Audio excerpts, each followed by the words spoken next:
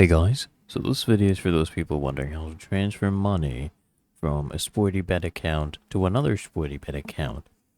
Now, first of all, in most countries where SportyBet operates, including Kenya for example, you cannot actually just transfer money directly from one user's SportyBet account to another user's SportyBet account. And the correct way to actually share these funds is once you're logged into your account, just come to the top right.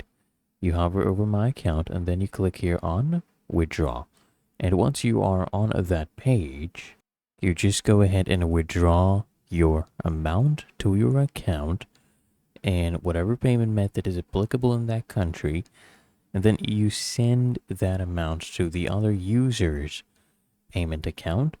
And then they'll just go ahead and deposit money into SportyBet directly. And that is the only way. So if you found this helpful, you appreciate the honesty, make sure you subscribe to App Mentor.